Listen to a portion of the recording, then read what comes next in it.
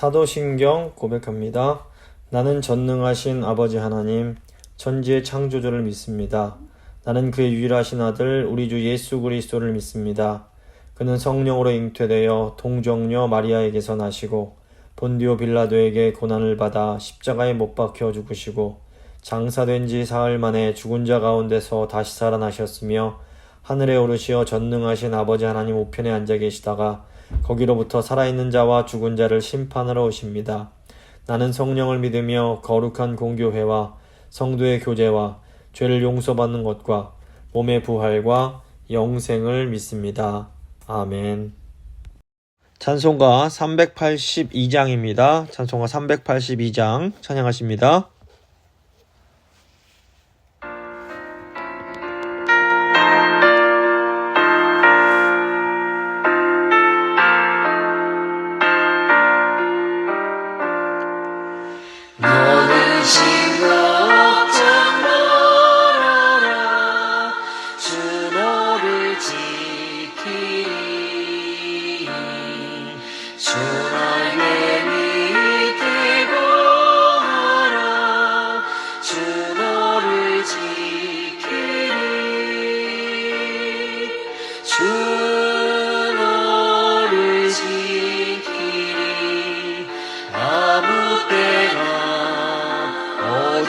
어디서나 주 너를 지키리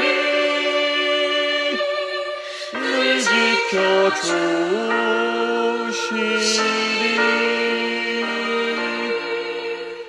어려워 낙심될 때에 주 너를 지키리 위험한 일을 당할 때 주 너를 지키리 주 너를 지키리 아무 때나 어디서나 주 너를 지키리 늘 지켜주시리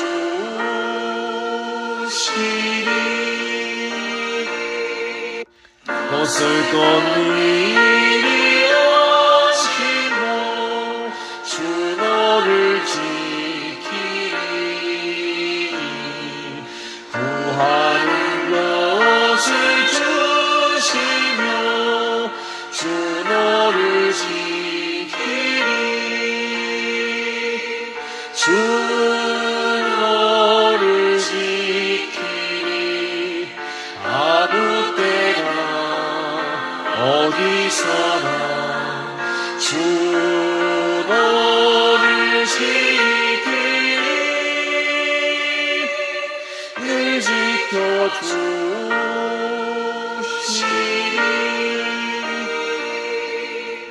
어려움 시험 당해도 주 너를 지키리 구주의 품에 거하라 주 너를 지키리 주 너를 지키리 아무 때나 어디서나 주 너를 지키리 늘 지켜주시리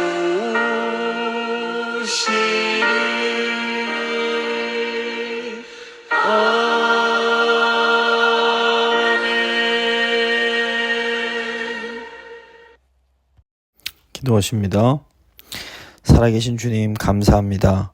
오늘도 저희를 사랑하셔서 귀한 하나님 말씀 앞으로 인도하여 주시고 또 이제 사무엘서의 말씀을 통해서 저희 마음의 동기를 점검할 수 있게 하신 것 감사합니다. 주님, 오늘 함께 말씀 듣는 주의 백성들 가운데 성령님 역사해 주시고 정말 말씀을 통해서 다시 한번 저희 마음을 돌아보고 하나님 앞으로 나아가는 그 복된 시간 될 수 있도록 주님 함께하여 주시옵소서. 모든 것 주님만 의지하며 귀하신 예수 그리스도의 이름으로 간절히 기도드립니다. 아멘. 오늘 주신 하나님 말씀은 사사기 21장 25절 말씀입니다. 사사기 21장 25절 말씀 제가 봉독해 드립니다. 그때에 이스라엘의 왕이 없으므로 사람이 각기 자기의 소견에 옳은 대로 행하였더라. 아멘. 오늘은 사사기 13장부터 나머지 부분 그리고 룻기 1장부터 4장까지 내용을 함께 살펴보고 기도하도록 하겠습니다. 저희가 지난 시간에 사사기 1장부터 12장을 살펴봤는데 크게 세 가지 특징이 있다고 말씀드렸습니다. 첫 번째는 하나님 백성 이스라엘의 실패였습니다.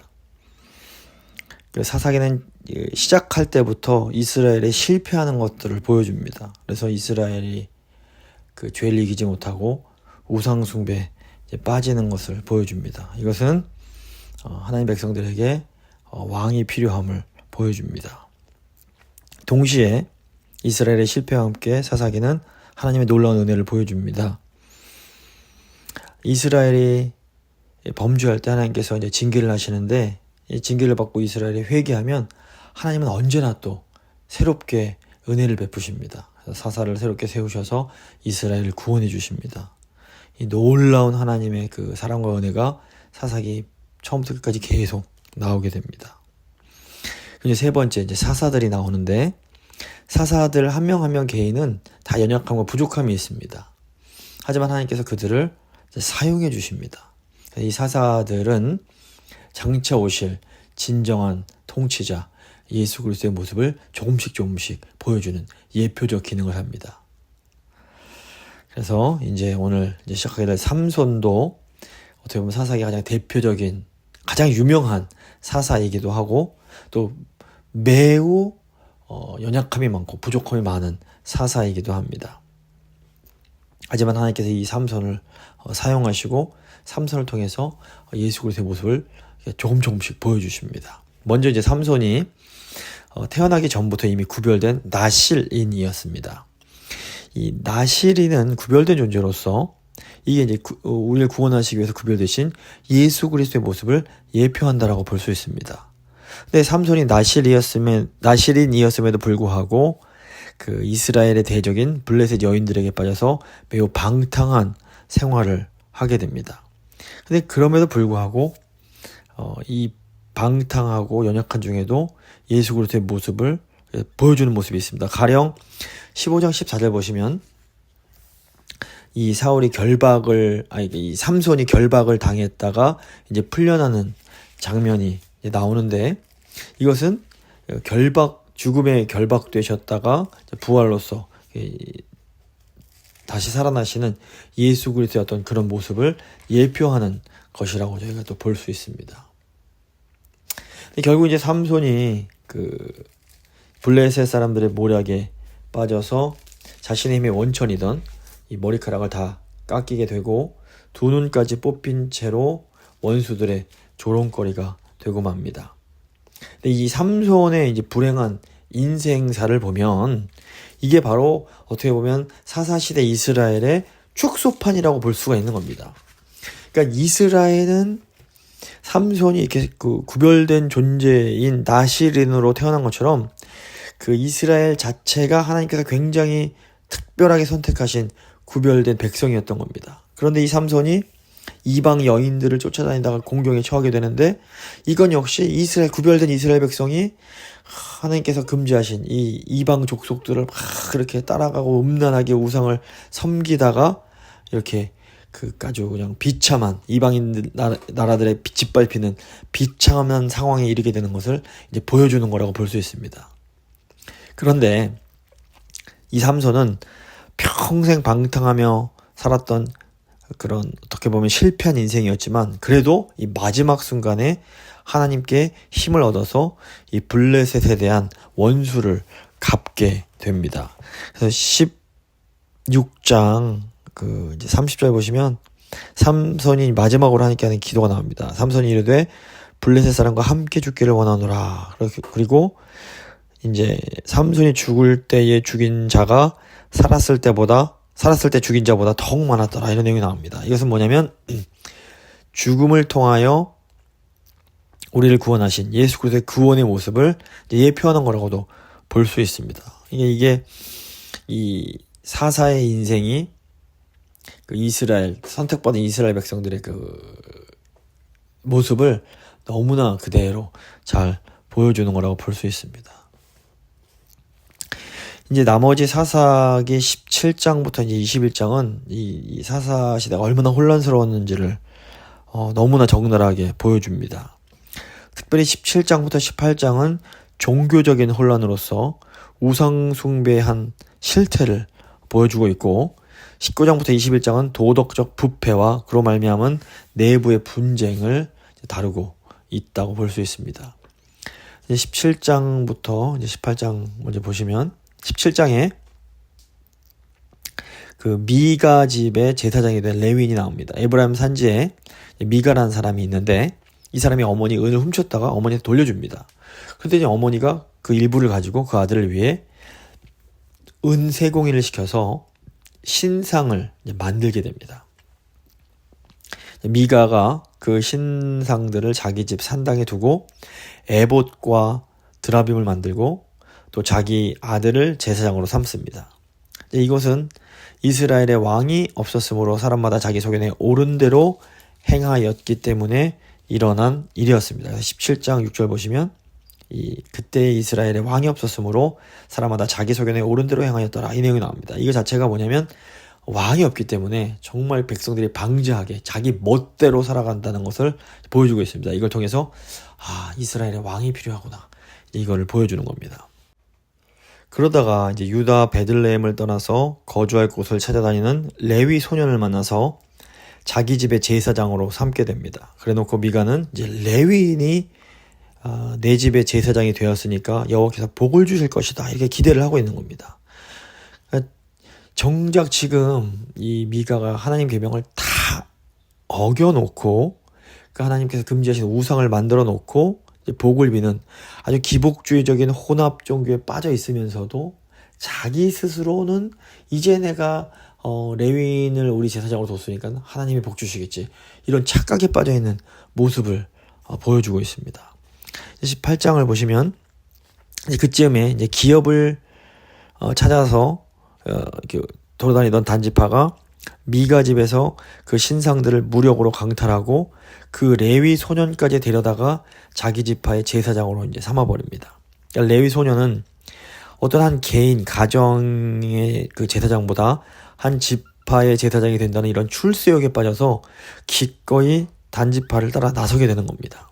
그 후에 단지파는 한 성읍을 약탈해서 그곳을 단이라고 이름을 짓고 거기에 신상을 세우고 제사장을 두게 되는 겁니다. 이 18장에 나오는 사건은 결국 명예와 부귀에 현혹된 종교 지도자와 기복주의 신앙에 빠진 사람들이 만들어낸 영적인 혼란의 모습을 보여줍니다.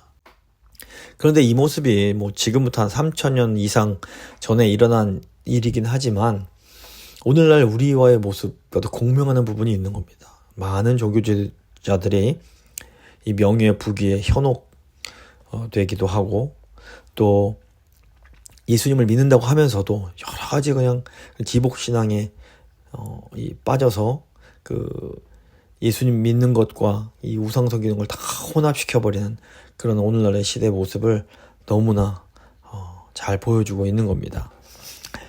이제 19장부터 21장은 이제 군사적인 혼란의 내용이 나옵니다. 19장 보시면 그 첩을 잃는 레위인의 내용이 나오는데, 에브라임 산지에 살던 레위인이 유다 베들레헴 출신의 이제 첩을 얻게 됩니다. 그러니까 레위인이 첩을 얻는 것 자체도 이렇게 좋지 않은데 이제 이 첩이 자기 친정으로, 남편과 싸고 친정으로 돌아가 버립니다. 그러니까 레위인이 이제 첩을 달래려고 다시 이제 그 처가댁에 가서 유다 베들레헴에 이제 방문을 하는 겁니다. 그랬다가 이제 장인의 후한 대접을 받고 다시 이제 돌아오는 길에 예루살렘을 이제 지나오게 되는데, 당시에는 그곳이 여부스족의 성읍이었습니다. 그래서 레위인이 이 이방 땅에서 하룻밤 거하는 거 좋지 않다. 그래서 일부러 베냐민 지파에 속한 기브아로 들어가게 됩니다. 그런데 거기에서 이제 동양 출신한 노인의 집에 머무르게 됩니다. 여기까지 좋았는데 그날 밤에 불량배들이 찾아와서 그 사람을 끌어내 욕보이려고 합니다. 이 모습이 어디 나옵니까? 창세기에 그 나오는 그 소돔과 고모라의 사람들의 이 약한 모습을 그대로 담고 있는 겁니다. 그런데 여기가 하나님 백성의 성읍이었던 겁니다. 베냐민 지파 하나님 백성의 성읍에서 이런 악한 일들이 벌어지는 겁니다. 이때 이 레위인이 자기 첩을 내주고 그 자들이 밤새도록 그 여인을 능욕하다가 새벽에 놓아줍니다. 레위인이 아침에 집을 나서다가 쓰러져 있는 첩을 발견하고 아무 일도 없다는 듯이 일어나서 깨워서 가자고 합니다. 근데 여자가 죽은 것을 알고 시체에 나귀를 싣고 자기 집으로 와서 그 시체를 끔찍하게도 이제 12도망으로 다 자른 다음에 그 부분을, 몸의 부분을 각 이스라엘 지파에 보내버립니다. 이런 모든 행동 속에서 레위인에게는 그 자기 그 첩에 대한 어떤 연민이나 보호하지 못한 죄책감이 전혀 보이질 않는 겁니다. 이 비정한 레위인의 모습, 이제 이거를 통해서 우리 또 오늘날 이 시대의 우리 성도들의 모습을 또 보게 되는 겁니다. 20장은 이제 이스라엘 전체와 이제 베냐민 지파의 전쟁의 모습이 나옵니다. 이제 너무 끔찍한 일이 일어나니까 이스라엘 그 각 지파의 대표들이 모인 겁니다. 그 레위인이 이제 그 이런 일이 있었다 이렇게 선동을 하면서 이스라엘 온 회중이 이 베냐민 지파 기브아를 징계하려고 합니다. 그런데 이때 또 베냐민 지파가 니네가 어디 우리 이제 그 지파를 건드리냐고 하면서 기브아를 두둔을 하고 보호를 합니다. 결국 이 일이 어떤 결과를 낳냐면 이 베냐민 지파와 나머지 전체 지파와의 이제 전쟁으로 확대가 되는 겁니다. 하나님께서 이스라엘을 2번 싸움에서 또 패배하게 하셨다가 3번째 싸움에서 이기게 하십니다.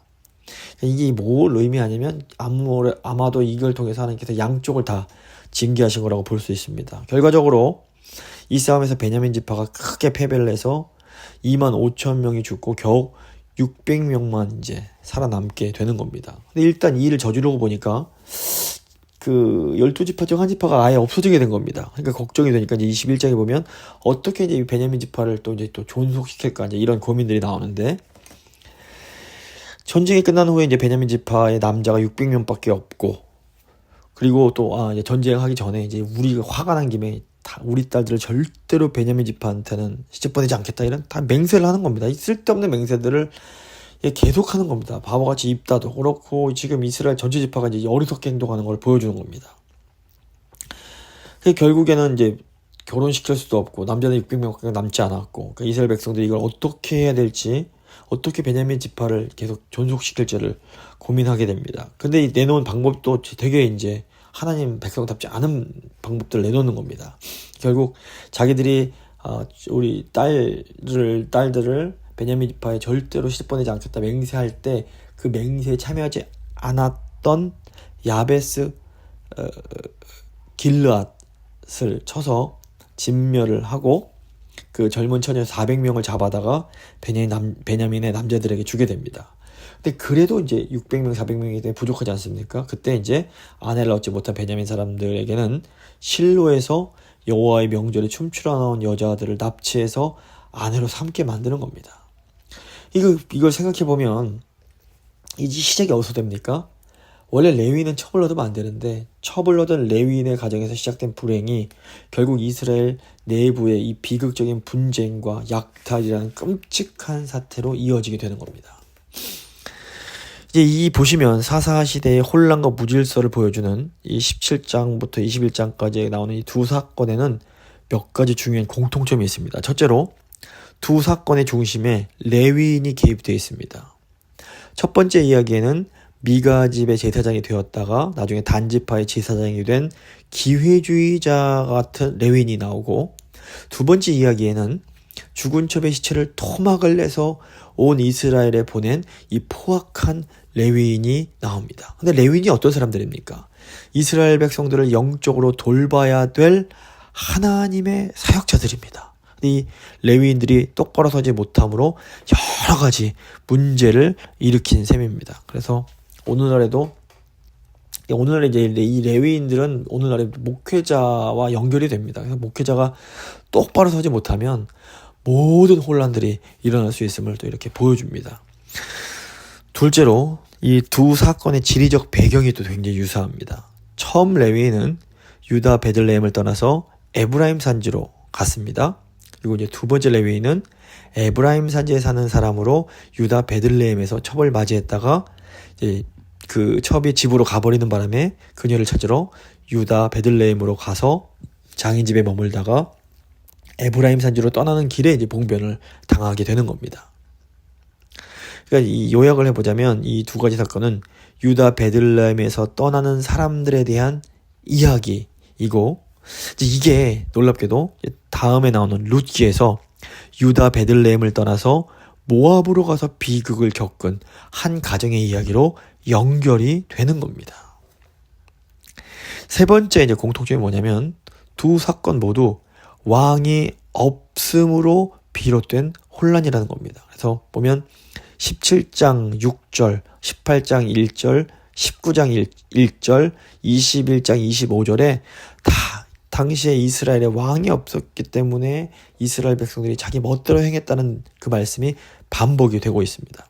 그래서 이렇게 해서 사사기의 마지막 이 부분은 이스라엘에 왕이 필요하구나 이것을 강조하고, 또 유다 베들레헴에서 출현한 이상적인 왕 다윗을 바라보게 만드는 겁니다. 그래서 선지자 미가는 이 유다 베들레헴에서 장차 이상적인 다윗 같은 왕이 태어날 것을 예언을 합니다. 미가서 5장 2절 보면 유명한 말씀, 베들레헴 에브라다야 너는 유다 족속 중에 작을지라도 이스라엘을 다스릴 자가 내게서 내게로 나올 것이라. 그의 근본은 상고의 영원에 있느니라. 이런 말씀이 예언이 나옵니다. 이 예언대로 그리고 예수 그리스도가 유다 베들레헴에서 태어나시게 되는 겁니다. 그래서 마태복음 2장 6절이라든가 누가복음 2장 4절 11절 보면 이 나사렛 동네에서 유대를 향하여 이 베들레헴에서 예수님이 나셨음을 우리가 이제 알게 됩니다. 그래서 이 사사기가 전체적으로 굉장히 큰 하나님의 백성들의 어떻게 보면 타락과 그런 혼란과 무질서함, 왕이 없음, 왕의 그런 하나님께 순종하는 왕이 없음으로 인해서 일어나는 그런 혼란과 무질서함을 이제 다루면서 진정한 왕을 이렇게 사모하게 만드는 그런 역할을 하고 있는 겁니다. 그리고 이제 이 왕이 룻기를 지나서 이제 오시게 되는 겁니다. 룻기는 사사시대의 한 이방 여인으로서 이스라엘의 한 가정에 시집온 효부 룻에 대한 이야기입니다. 그러니까 히브리어 성경에서는 이 룻기가 잠언 뒤에 배열이 돼서 그 잠언 맨 마지막 부분이 이제 현숙한 여인에 대한 그 내용인데, 이 룻이 현숙한 여인의 표본으로 제시가 됩니다. 그런데 이제 룻기는 어떻게 보면 단지 현숙한 여인 혹은 효성스러운 며느리의 표본을 제시하는 것보다 훨씬 더 중요한 목적이 있습니다. 그것은 미완성의 가나안 정복으로 말미암아 배교와 혼란으로 점철되었던 이 사사시대의 종지부를 찍고 새 시대를 이끌어갈 신실한 왕 다윗의 등장을 알려줌으로써 사사시대의 암흑기에 한 줄기 희망의 빛을 이제 비춰주는 것입니다. 룻기는 크게 이제 4개의 장으로 되어 있는데 길지 않습니다. 먼저 1장을 보시면 사사시대의 가나안 땅에 흉년이 이제 들게 되니까 유다 베들레헴 사람인 엘리멜렉이 그 안에 나오미와 두 아들을 데리고 모압으로 이주를 하게 됩니다. 이 선택은 분명히 옳지 않은 선택이었습니다. 왜냐하면 이스라엘 백성들은 하나님이 기업으로 주신 약속의 땅에서 개척해서 그 땅을 관리하고 살아갈 책임이 있었기 때문입니다. 그런데 이제 엘리멜렉 가족이 이 어려움이 닥치니까 해결책을 찾아서 이방 땅 모압으로 이제 떠나갔던 겁니다. 이제 나눠드린 교재 그 지도를 보시면 이 사해 저 북쪽으로 해갖고 아마 모압으로 이렇게 내려갔던 것 같습니다. 근데 거기에서 이 가장인 엘리멜렉이 죽고 모압 여인들과 결혼을 했던 두 아들마저 죽게 됩니다. 그 아들 이름이 이제 그 룻의 남편은 말론이었고 그 다른 며느리 오르바의 남편은 이제 기련이라는 이 아들이었는데, 결국 이제 아들까지 다 죽고 나니까 이 나오미가 고향으로 다시 돌아가려고 하면서 두 며느리에게는 너희들은 이제 각각 자기 니네 아버지 집으로 돌아가라, 그래서 재혼해라 권유를 합니다.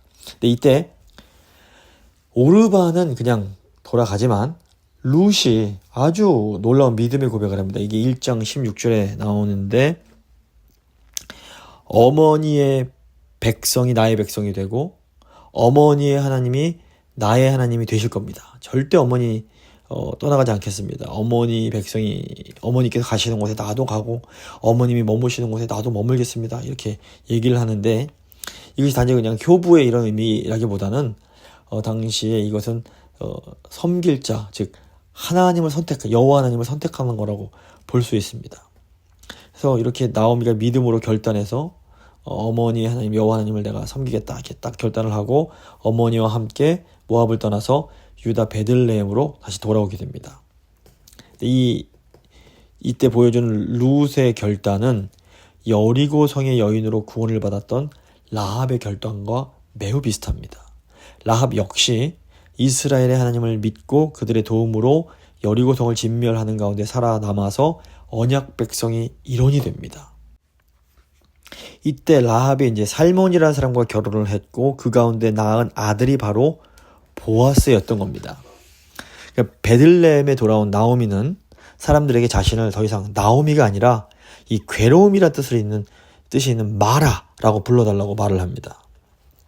전능자 하나님께서 자신을 징벌하시고 괴롭게 하셨기 때문이라는 겁니다.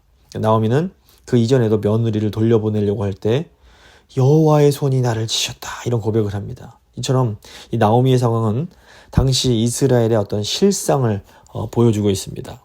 하나님이 이방인들과 섞여 살면서 배교한 이스라엘 백성들에게 재앙을 내리셔서 그들로 하여금 대적들에게서 압박과 괴로움에 시달리게 하셨기 때문인 겁니다. 이런 맥락에서 룻기 후반부에서 하나님께서 나오미를 회복시키신 것은 이스라엘 백성들이 궁극적으로 구원받게 되는 것을 또한 암시하는 거라고 볼 수 있습니다. 그래서 이 마라라는 이 괴로움 가운데서 또 이렇게 다시 회복되는 것은 또 예수님과 연결해보면 예수 그리스도의 죽음과 부활과도 연결되는 주제라고 볼 수 있습니다.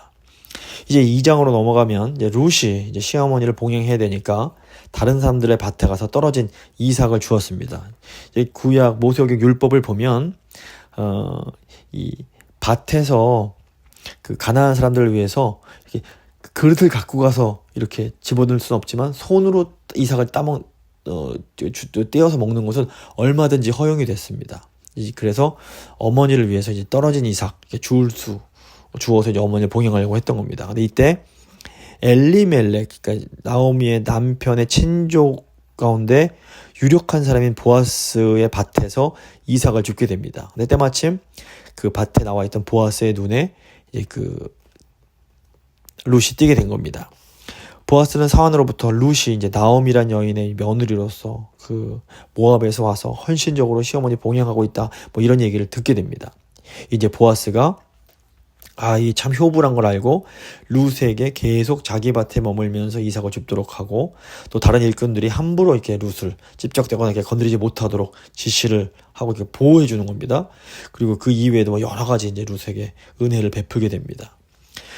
룻이 이제 나오미에게 돌아와서 보아스의 밭에서 일한 것과 그가 친절 베푼 이야기를 하니까 나오미가 보아스가 가까운 그 친족이라는 것, 그래서 이제 기업 물을 자란 것을 알고 룻에게 보아스의 밭으로만 갈 것을 권유합니다. 그래서 룻은 보아스와 나오미의 말대로 추수를 마칠 때까지 보아스의 밭에서 이삭을 주우면서 나오미와 함께 지내게 되는 겁니다. 그 2장 20절 보시면 나오미가 이제 자기 며느리에게 이르되 그가 여호와로부터 복받기를 원하노라. 그가 살아있는 자와 죽은 자에게 은혜 베풀기를 그치지 아니하도다. 이런 말을 하는데 이 보아스의 어떤 자비를 베풀고 이런 것이 예수 그리스도의 이런 사역을 또한 예표하는 것이라고 볼 수 있습니다. 그러니까 그 성경 전체에서 예수님의 그런 온전하신 모습, 그 정의를 행하시고 은혜를 베푸시는 모습들을 조금씩 이렇게 작은 빛으로 보여주는 그런 내용들이 나오는 겁니다.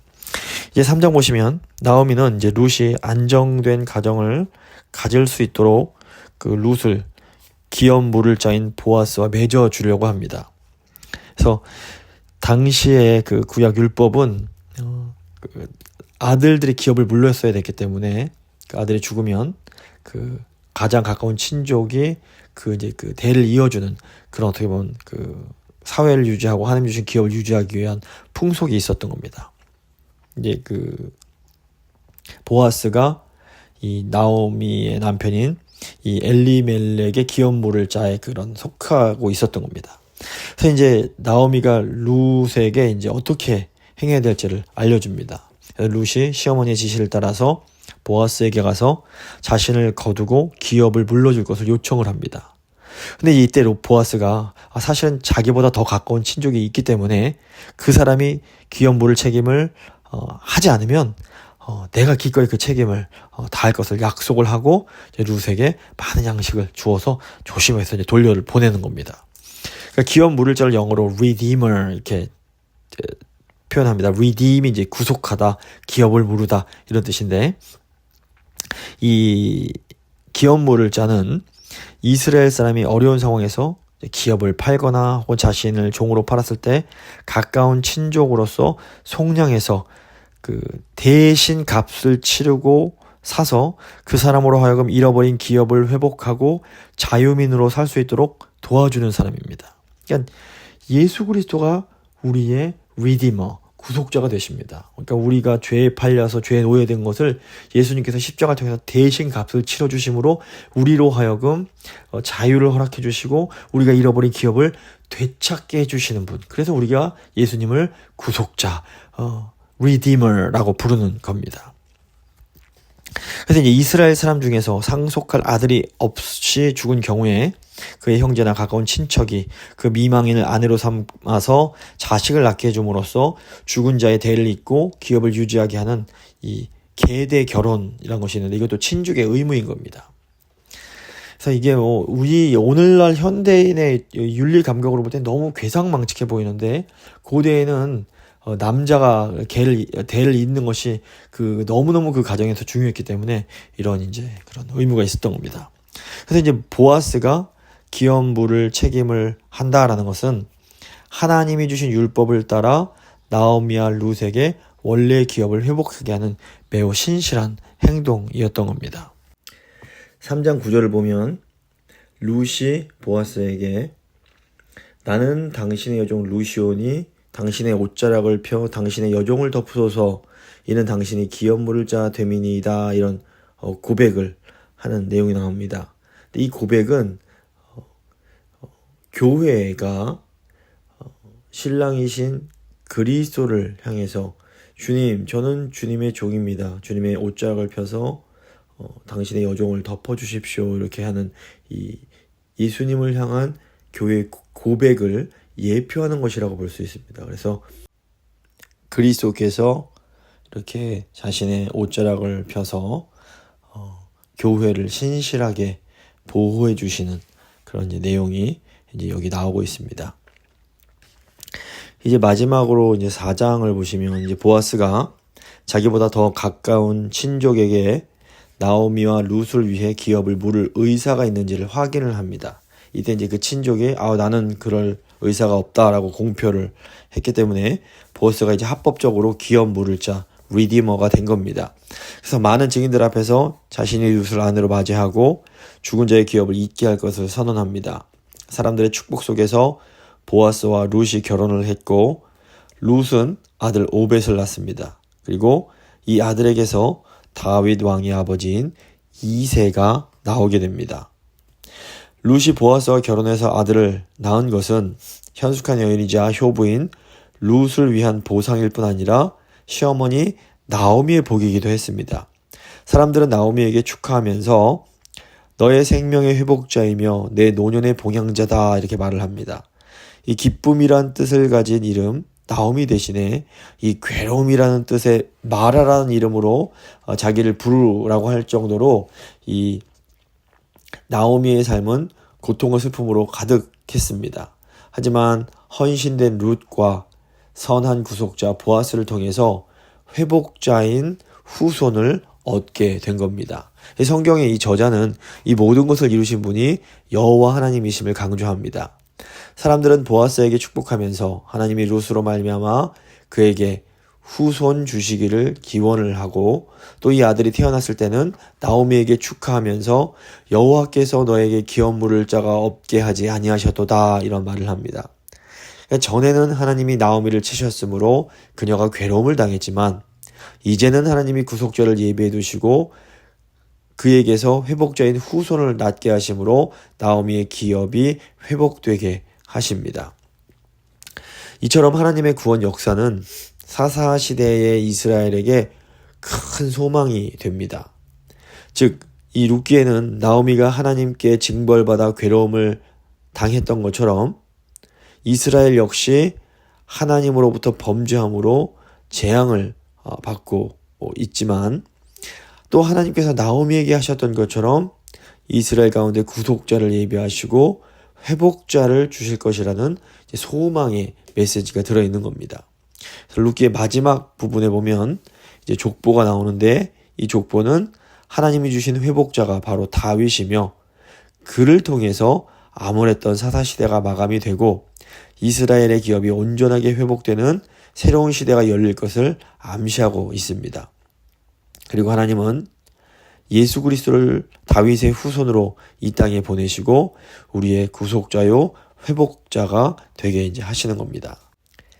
4장 11절에 보시면 이제 여인들이 축하하면서 이스라엘의 집을 세운 라헬과 레아 두 사람 같게 하시고 내가 에브라데서 유력하고 베들레헴에서 유명하게 하기를 원하며 뭐 이런 축복을 하는데, 이것은 뭐냐면 장차 예수 그리스도께서 이르실 많은 백성을 또한 예표하는 내용이라고 볼 수 있습니다. 이제 말씀을 좀 마무리해 보겠습니다. 오늘은 사사기 13장 3손부터 이스라엘의 어떤 종교적인 실패 또 군사적인 실패에 대한 내용을 또 살펴봤습니다. 그리고 이 룻기를 통해서 그럼에도 불구하고 하나님께서 이스라엘에게 새로운 소망을 주시는 것을 또 살펴봤습니다. 사실 이런 이스라엘의 모습이, 사사시대 이스라엘의 모습이 이 시대의 이 교회의 모습과 이 시대의 세상의 모습과 굉장히 흡사한 것을 아마 느끼셨을 겁니다.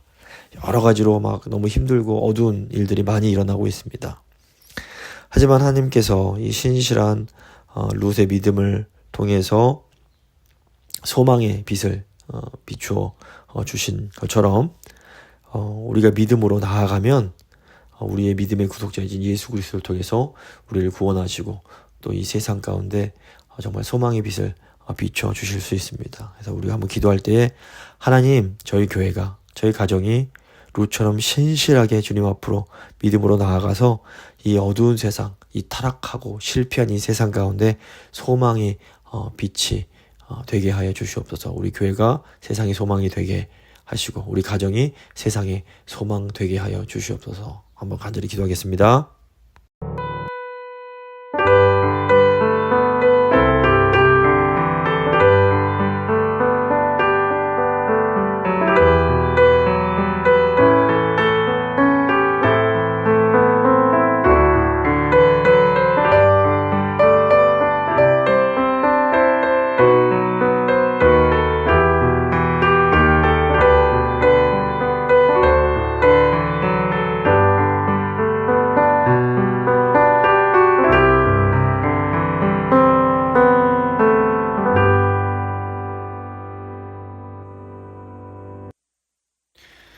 이제 세상과 교회 위해서 잠시 기도하는 시간 가도록 하겠습니다. 먼저 LA와 우리 캘리포니아 지역을 위한 기도를 함께 하겠습니다. 이민자와 취약계층에게 하나님의 보호와 위로가 임할 수 있도록 저희가 이 어려운 시대 속에서 하나님께서 교회에 주신 사명 잘 감당할 수 있도록, 그 다음에 지역 교회들이 복음의 빛과 소망을 전하는 그 역할들을 잘 감당할 수 있도록 이 LA와 이 캘리포니아 영적 부흥을 위해서 한번 간절한 마음으로 기도하겠습니다.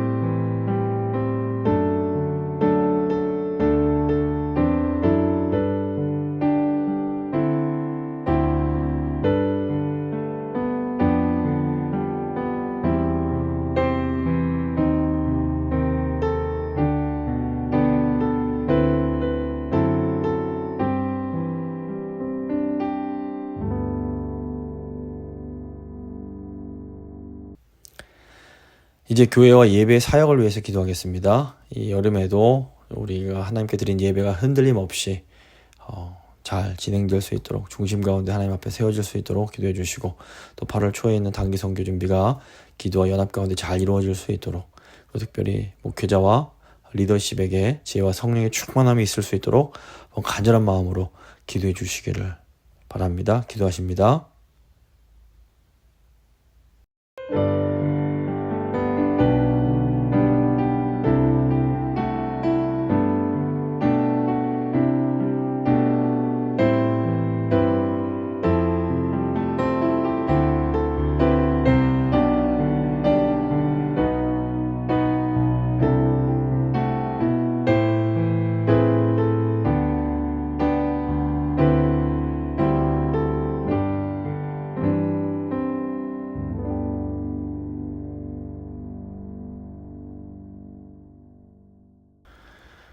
이제 마지막으로 세계 교회와 한국 교회를 위해서 기도하겠습니다. 전쟁과 혼란 속에 있는 나라들에 하나님의 평화와 공의가 임할 수 있도록 기도해 주시고, 또 특별히 핍박받는 지역에 있는 교회들이 믿음을 굳게 지킬 수 있도록, 또 한국과 미국에 있는 이 재건교회가 하나님 주신 그 뜻 가운데 시대적 삶을 잘 감당할 수 있는 그 교회들로 든든히 설 수 있도록 간절한 마음으로 기도하도록 하겠습니다. 기도하십니다.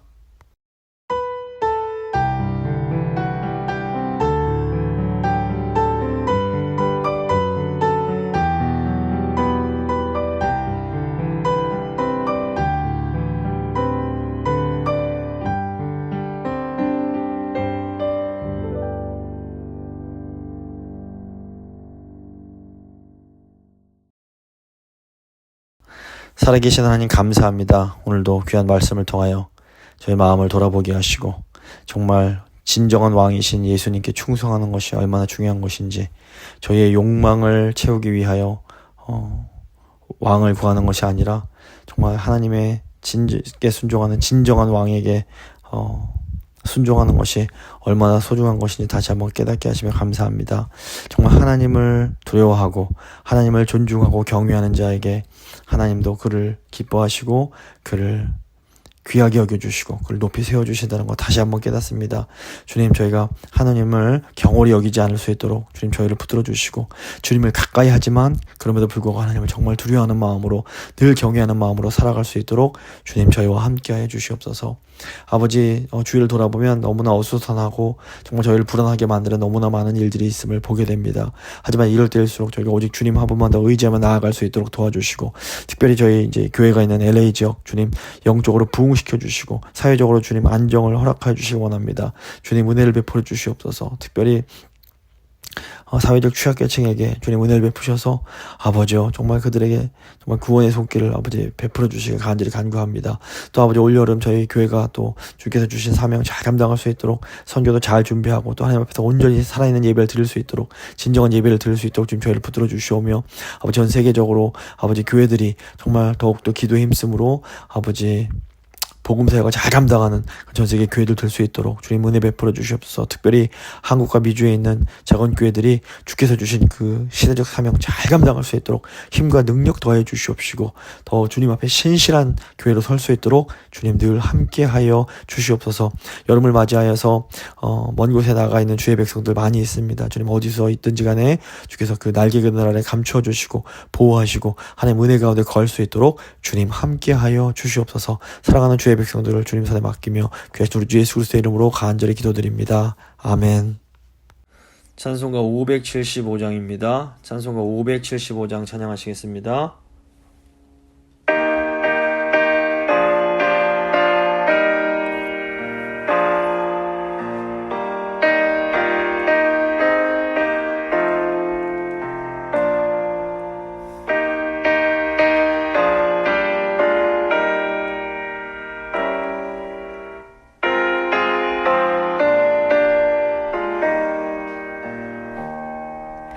주님께 귀한 것들여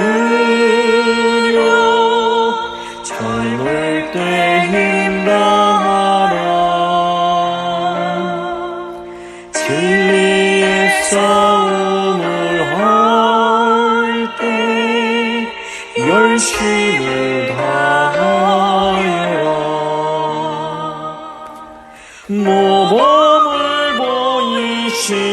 예수 굽히지 않으셨네. 너희는 충성을 다해 주님을 섬기어라.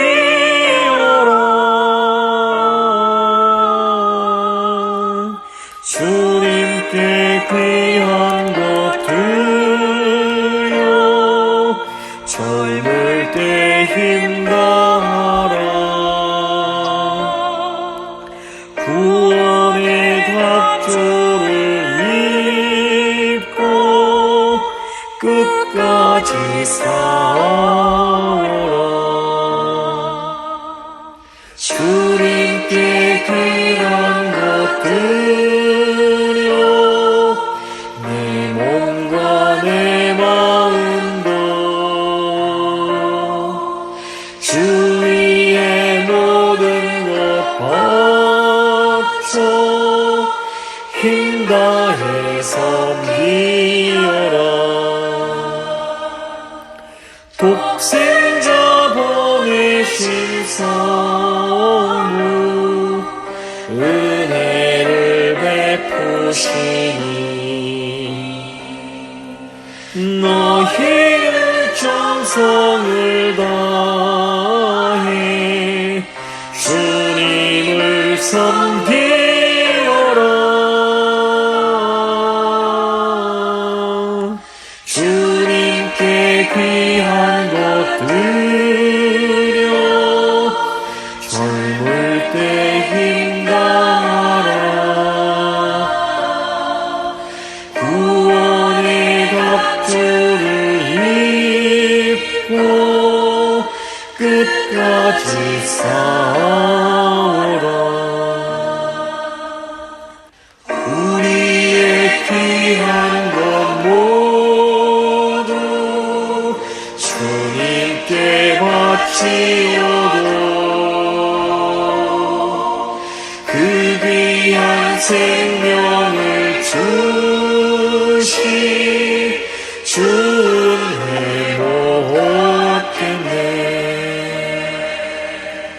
하늘의 영광을 버려 우리를 구했으니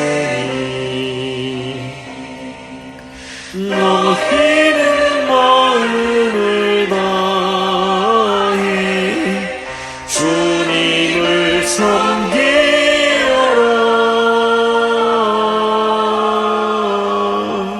주님께 귀한 것들여 젊을 때 힘다하라.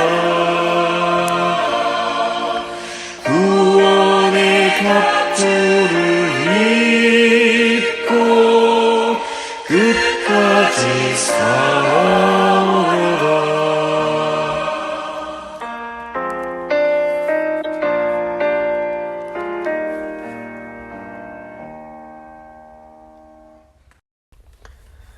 주님 가르쳐 주신 기도로 예배 마치도록 하겠습니다. 하늘에 계신 우리 아버지, 아버지의 이름을 거룩하게 하시며 아버지의 나라가 오게 하시며 아버지의 뜻이 하늘에서와 같이 땅에서도 이루어지게 하소서. 오늘 우리에게 일용할 양식을 주시고 우리가 우리에게 잘못한 사람을 용서해 준 것 같이 우리 죄를 용서해 주시고 우리를 시험에 빠지지 않게 하시고 악에서 구하소서. 나라와 권능과 영광이 영원히 아버지의 것입니다. 아멘.